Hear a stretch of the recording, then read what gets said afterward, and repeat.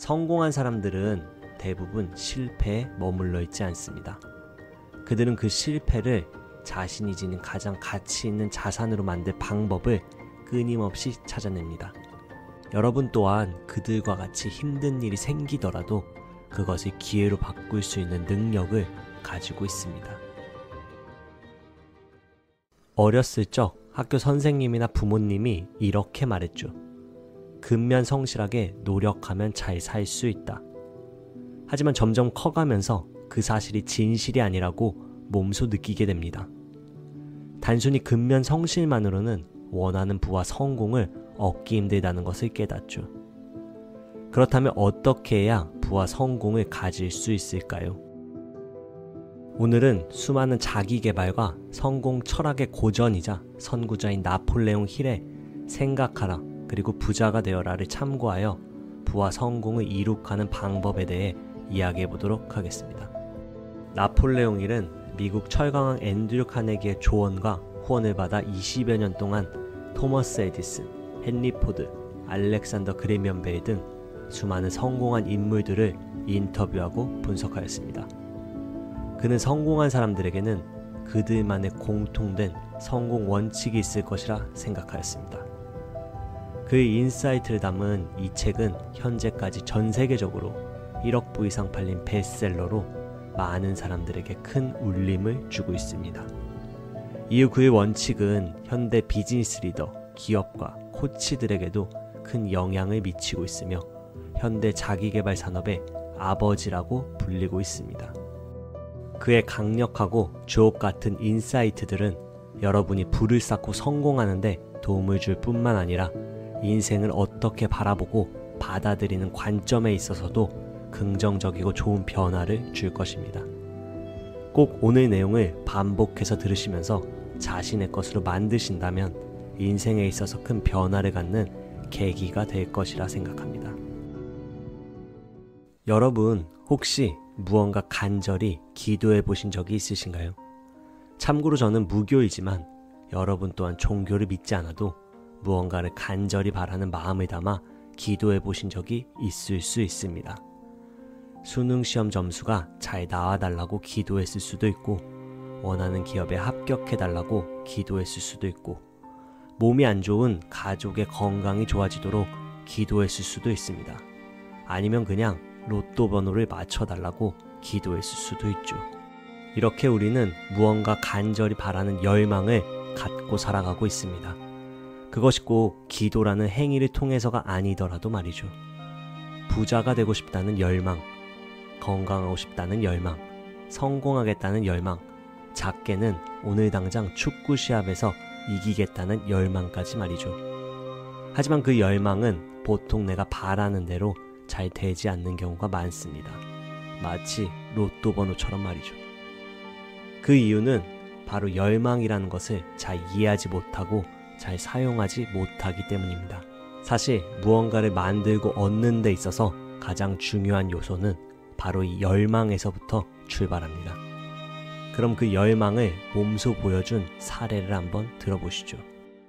에드윈 반스는 토머스 에디슨의 동업자가 되겠다는 불타는 열망을 갖고 있었다. 단순히 그의 아래서 일을 하는 것이 아니라 그와 함께 일하는 동업자가 되고 싶다는 열망이었다. 그의 마음속에는 열망이 가득했지만 현실적으로 두 가지 문제가 있었다.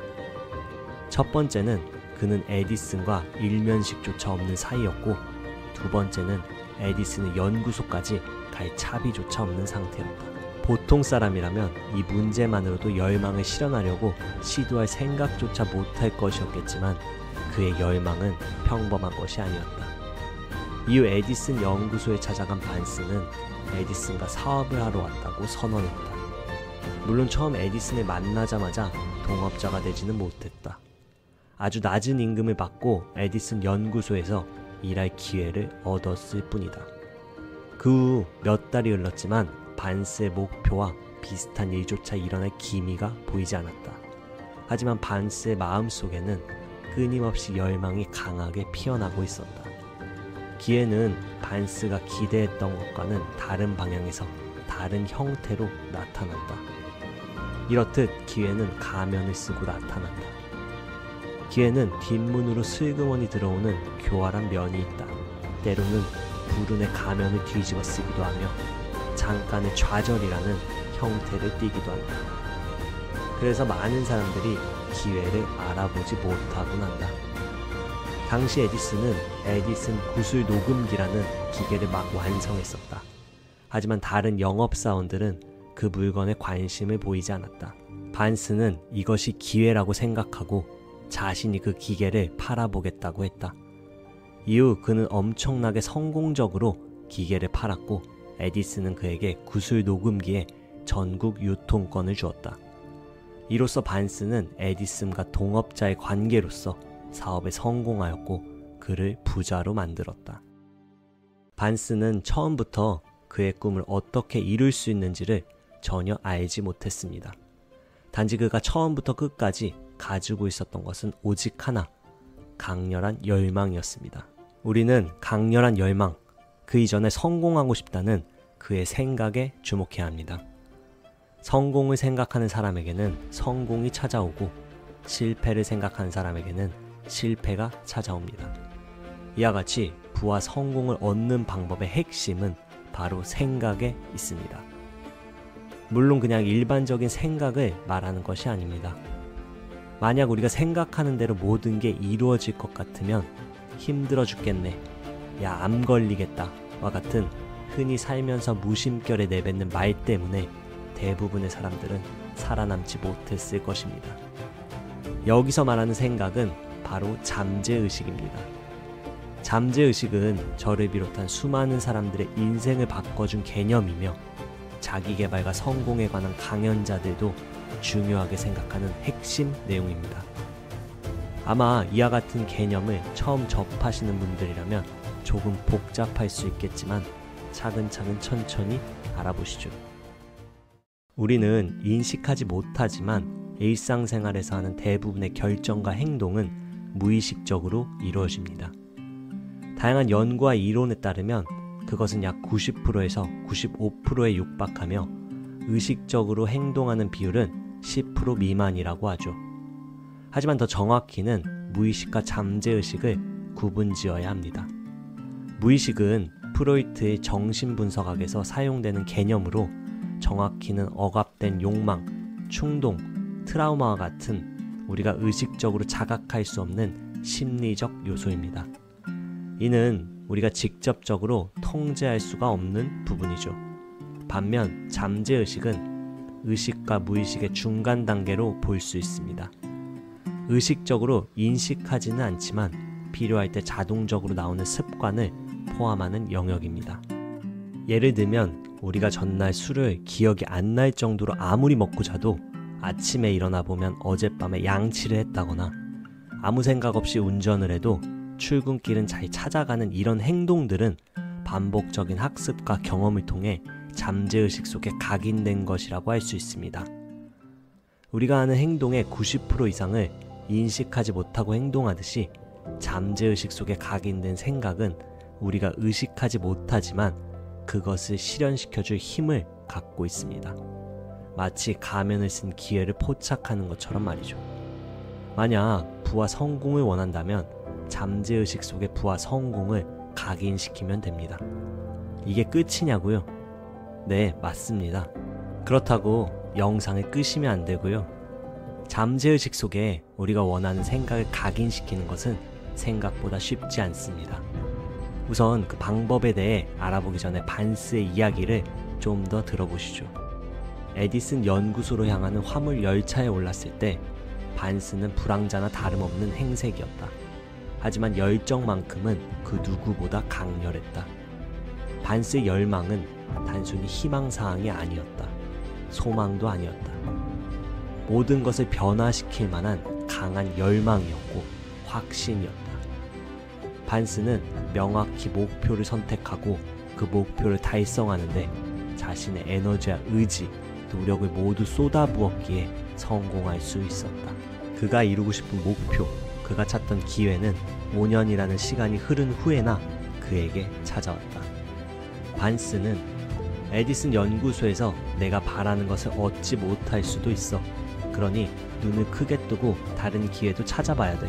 라고 생각하지 않았다.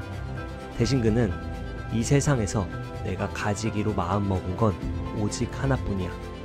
에디슨의 동업자가 되고 성공하는 것. 퇴로를 모두 불태우고 내 미래를 몽땅 그걸 얻는 능력을 갖추는데 걸겠어. 라고 생각했다. 그에게는 승리 아니면 패배만이 있을 뿐이었다. 반스와 같이 강렬한 열망을 지속적으로 유지하기 위해서는 잠재의식 속의 그 꿈을 각인시켜야 합니다. 그로써 내가 의식적으로 그 열망을 인식하지 않더라도 나는 그 꿈을 이루기 위해 지속해서 열정적으로 그 방법을 찾기 위해 뛰어다니는 것이죠. 이해를 돕기 위해 조금 더 설명하자면 우리 뇌는 정보 처리 용량이 제한되어 있기 때문에 동시에 많은 정보를 처리하기 어렵습니다. 따라서 효율성을 높이기 위해 뇌로 들어오는 수많은 정보들 중 중요하다고 인식되는 것들을 위주로 먼저 처리합니다. 그것이 의식적으로든 무의식적으로든 말이죠. 예를 들어 우리가 카페에서 책을 읽거나 공부를 할 때 쉽게 느낄 수 있습니다. 수많은 사람들의 목소리와 노랫소리가 흘러나오지만 내가 책에 온전히 집중했을 때는 아무 소리도 인식할 수 없다는 것을 느낍니다. 그 카페가 갑자기 조용해진 것도 아닌데 말이죠. 그러다가 갑자기 핸드폰 벨소리가 울리면 그 시끄러운 수많은 소리 중에 그 벨소리에 나는 반응합니다. 여기서 책에 집중하는 것은 의식적으로 정신을 붙잡고 있는 것이며 수많은 소리 중에 벨소리에 반응하는 것은 잠재의식 속에 들어있는 정보에 뇌가 반응하는 것입니다. 이와 마찬가지로 잠재의식 속에 각인된 부와 성공의 목표는 평소에 의식적으로 내가 반응하지 못할 수 있지만 나도 모르게 그 목표에 관한 수많은 정보를 처리하도록 만듭니다. 그리고 어느 순간 부와 성공으로 가는 기회를 포착하게 만들어주는 것이죠. 하지만 꼭 기억해야 하는 것이 하나 있습니다. 그것은 바로 잠재의식은 오직 습관으로만 유도할 수 있다는 것입니다. 단순히 지금 당장 엄청나게 강렬한 동기부여를 받았다고 해서 너무너무 부자가 되고 싶다고 해서 잠재의식 속으로 각인되지 않습니다. 즉, 하루아침에 되는 것이 아니라는 거죠. 소위 말해 자나깨나 그것에 대해 생각하고 강렬하게 원하고 모든 것을 희생할 자세로 다가가야 하죠. 물론 계속해서 말이죠. 이렇게 잠재의식 속에 나의 꿈을 각인시키기 위한 지속적인 행동에 대해서 저자는 이렇게 말합니다. 부에 대한 열망을 재화로 변화시키려면 명확하고 실용적인 단계를 따라야 한다. 첫째, 돈의 액수를 정확하게 적어라. 그냥 돈이 많았으면 좋겠어 라는 식이어서는 충분하지 않다. 둘째, 돈을 얻기 위해 어떤 대가를 치를지 정확하게 결정하라. 세상에 대가 없는 일이란 없다. 셋째, 돈을 손에 넣는 날짜를 정확히 정하라. 넷째, 실행할 계획을 명확히 세우고 완벽하지 않더라도 일단 행동에 옮겨라. 다섯째, 지금까지의 내용을 글로 써라. 마지막으로 매일매일 이 글을 쓰고 소리내서 읽어라. 제가 개인적으로 존경하는 스노우폭스의 김승호 회장도 목표를 글로 적고 소리내서 읽는 것을 매우 강조합니다. 처음에는 의문이 들 수 있습니다. 글을 읽고 쓰는 것만으로 얼마나 큰 변화가 생길지에 대해서 말이죠. 하지만 이것만큼 아무 리스크 없이 부자가 될 수 있는 방법도 없습니다. 투자금이 필요한 것도 아니고 큰 힘이 드는 것도 아니니 말이죠. 매일 짬나는 시간 조금씩 모아 못해도 30분만 한번 시도해보세요. 확실한 건 성공한 많은 사람들이 이 방법을 직접 사용하였고 효과를 보았다고 말한다는 것이죠. 또한 시간이 지남에 따라 여러 분야의 연구들이 이를 뒷받침하고 있습니다. 잠재의식이 갖는 강력한 힘에 관한 유명한 연구가 있습니다. 이 연구는 농구 선수들을 대상으로 시행하였는데 선수들이 3팀으로 나뉘어 실험에 참가했습니다. 한 팀은 매일 골대에 자유투 던지는 연습을 하였고 두 번째 팀은 어떤 연습도 하지 않으며 심지어 농구에 대해 생각조차 하지 말라는 지시를 받았습니다. 마지막 다른 팀은 직접 연습을 하진 않지만 대신 매일같이 골을 넣는 과정을 아주 상세하게 연상하는 연습을 했습니다. 실험이 끝나고 세 팀의 기량을 다시 측정하였는데 매일 연습을 한 팀은 뚜렷하게 기량이 향상되었고 아무것도 하지 않은 두 번째 팀은 기량이 감소했습니다. 여기서 놀라운 점은 연습을 직접적으로 하진 않았지만 연습을 시각화한 팀은 매일 연습한 팀과 비슷한 수준의 기량 향상을 보였습니다. 이 실험에서 잠재의식은 무엇이 현실이고 무엇이 상상인지 구분하지 못한다고 추론하였습니다. 그러하여 잠재의식에 확실한 생각을 심어주면 잠재의식이 그 생각을 사실로 받아들인다는 것이죠. 물론 여기서 주의해야 하는 것이 있습니다. 잠재의식은 무엇이 참인지 거짓인지 구분하지 못하지만 무엇이 긍정적인지 부정적인지 판단하지 않으며 주입되는 생각 그대로 받아들인다는 것에 있습니다. 바로 이 부분이 잠재의식의 양날의 칼과 같은 것인데요. 우리가 실패, 역경, 걱정과 같은 부정적인 생각을 하면 할수록 그것이 현실화될 가능성이 올라가고 긍정적이고 꿈을 이루는 시각화를 지속적으로 하면 할수록 그 꿈을 향해 조금씩 다가가게 되는 것이죠. 또한 잠재의식에 주입하는 생각 속에 불평과 의구심이 존재한다면 잠재의식은 그 의심마저 그대로 받아들이기 때문에 온전한 부와 성공을 제대로 각인시키지 못하게 되는 것이죠.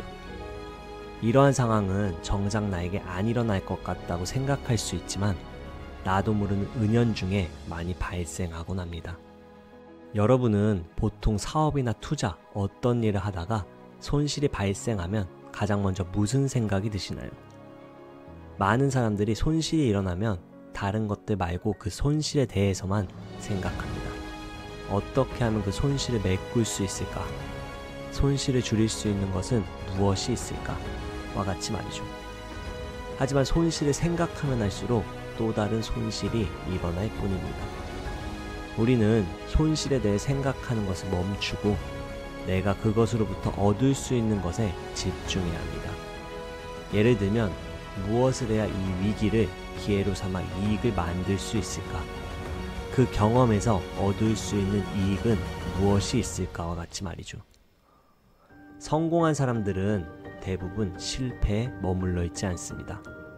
그들은 그 실패를 자신이 지닌 가장 가치 있는 자산으로 만들 방법을 끊임없이 찾아냅니다.